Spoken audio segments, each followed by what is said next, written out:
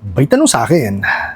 We would like to address concerns regarding the contact information you provided as references for your loan agreement. We have reason to believe that some of these numbers may be invalid or fabricated. Please be aware that by providing false information, you may inadvertently authorize us to contact you through other means including your social media accounts, pursuant Article 172, falsification by private individuals and use of falsified documents. It is imperative that you settle your outstanding debt promptly to avoid further actions. Failure to do so may compel us to pursue legal measures against the misrepresentation of information.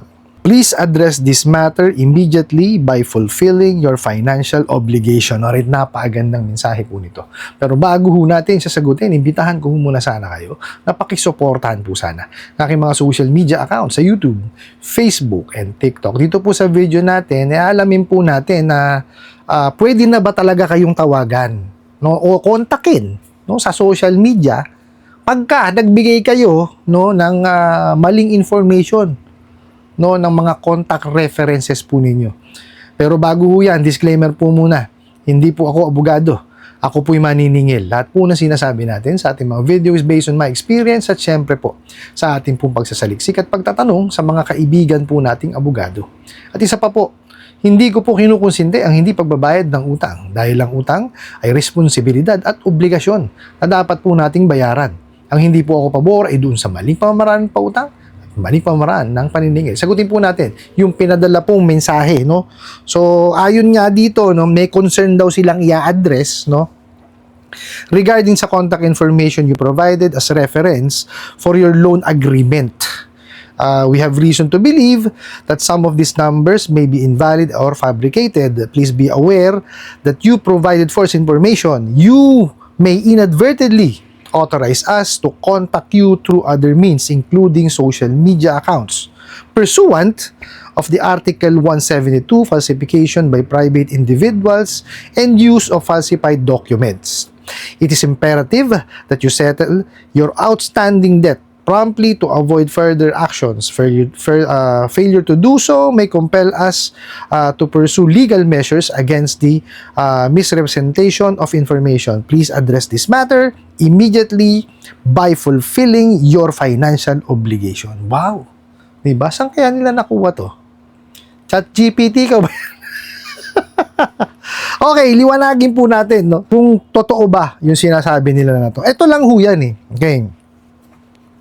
Let's say, no, nagbigay kayo ng reference na number, no? Pangalan, tsaka number. Okay. Ano ho ba dapat ang ginagawa nila? Okay. Kaya nga po reference eh.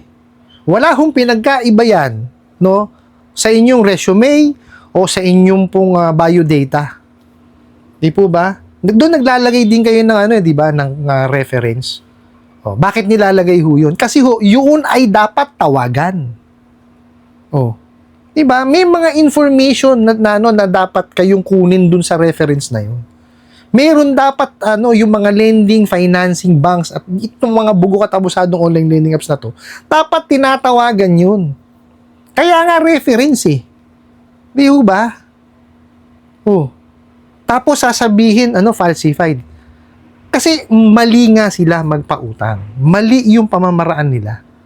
In 5 minutes, papadalang ka na ng pera niyan sa iyong e-wallet o kung sa bank account man yung binigay po ninyo. Wala hong credit investigation. Yan ho ang mali nila. Ngayon, yung mali nila na yan ang pinananakot sa inyo.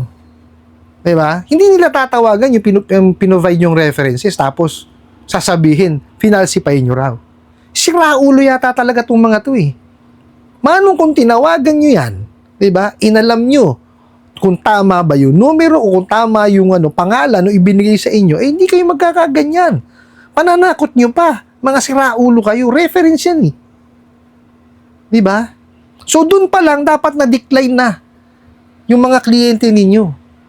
Oh. Mga sutil kasi kayo, hindi nyo sinusunod yung tamang pamamaraan ng pagpapautang.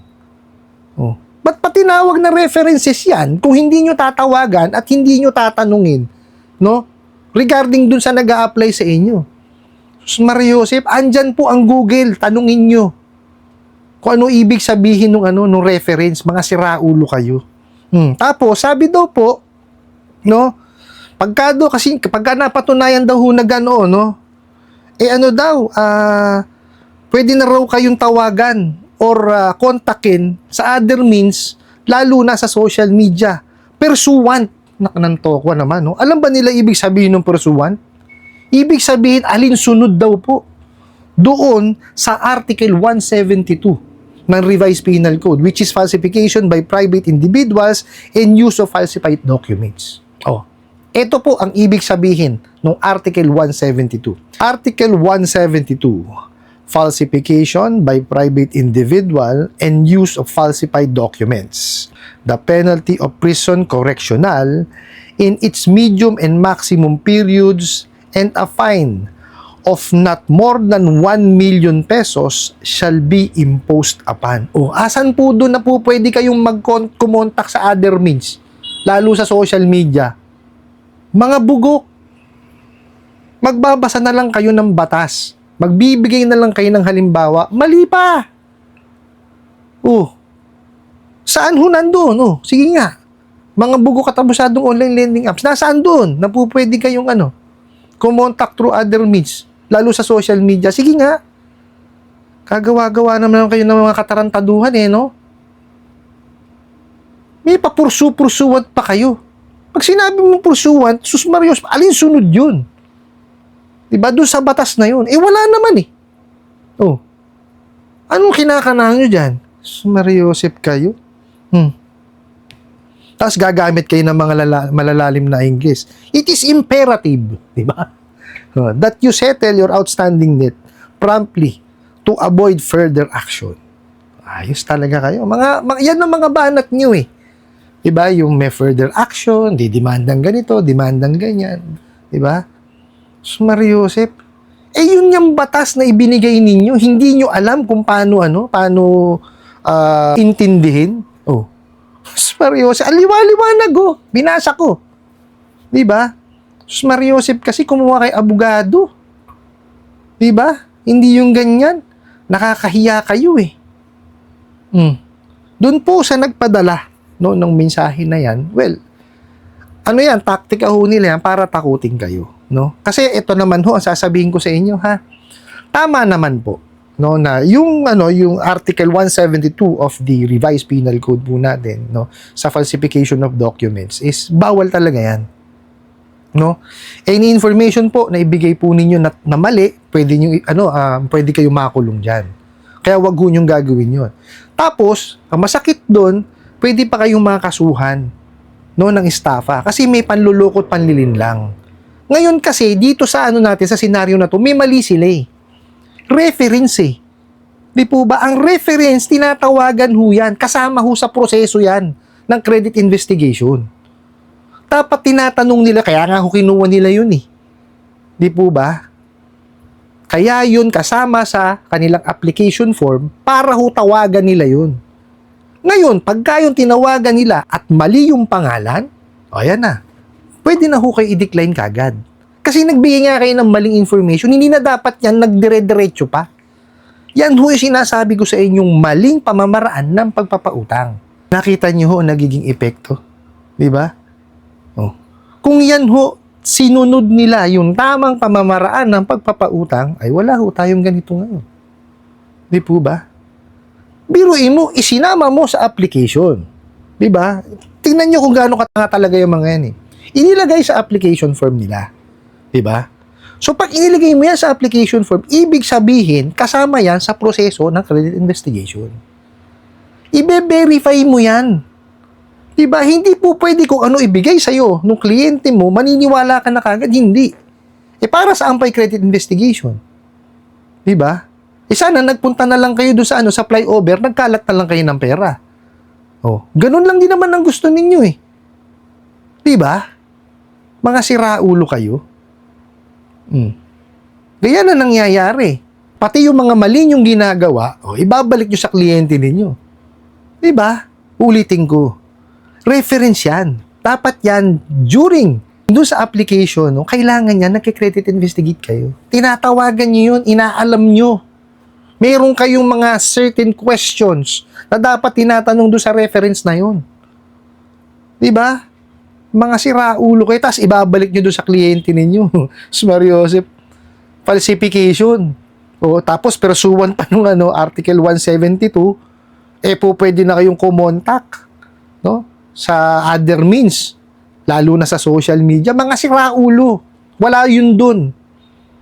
Tsaka walang batas, no, na pumapayag na kontakin nyo yung inyong kliyente sa social media. Hindi nyo naman kinokontak eh. Pinapahiyahan nyo, mga siraulo kayo eh. Diba? Diyan kayo magaling.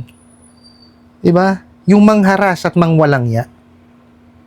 Manong gawin nyo na lang yung tamang paniningil, diba? Hindi na tayo nagkakaroon ng ganito. Kaya mainit sa inyo mga taga-gobyerno dahil sa mga katantaduan nyo. Diba? Kaya sarap-sarap nung yung wala kang kaaway. Alam niyo yun? Yung wala nagko-complain sa inyo, yung tamang pamamaraan ng pangungutang, tamang pamamaraan ng paniningil ng ginagawa ninyo. Di ba? Inaabuso nyo kasi, di ba? Yung natin, yung mga batas natin. May nakalagay na in place na, susundin nyo na lang. Anong mahirap sa sundin? Na kayo ng teting. Di ba? Titigas ng ulo ninyo.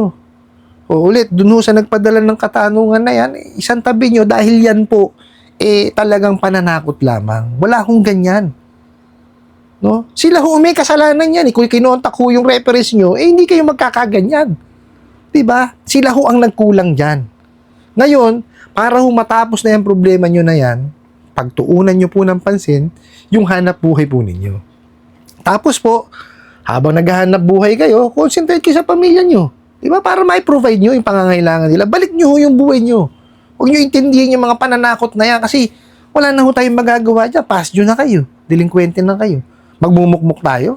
Papa-apekto tayo sa mga katataduan ng mga yan. Wala akong mangyayari sa buhay natin. Di ba? Tuloy ho ang buhay. Santabi nyo siya, no? Pero paglaanan nyo. Di ba? Sumasahod kayo. Di magtabi kayo. Oh. Sundin nyo ho kung ano man ho yung nasa ceiling on interest rate pag gayan 10,000 pababa. Unfortunately, pag more than 10,000, wala ho pa tayong ceiling. So, ngayon, ang gawin nyo, pag-ipunan, tsaka nyo bayaran. Pag yan illegal po hindi nakarehistro, wala sa OLP, sa online lending platform, no? Yun na lamang pong i-disburse sa inyo ang bayaran po ninyo. Okay? Tapos definitely mangungulit yan. O, hindi magpalit na ho kayo ng SIM card pagka ganun po. I hope nasagot ko po itong katanungan na to at sana po'y makatulong. Maraming salamat po sa inyong walang sawang pagsuporta at panonood sa aking mga video. Maraming salamat po sa inyong pag-like, pag-share, pag-comment at pagtatanong. Kunin ko na rin po itong opportunity na to na imbitahan po sana kayo. Napakisuportahan po sana ang aking mga social media accounts sa YouTube, Facebook, and TikTok. Hanggang sa muli po. Yun lang.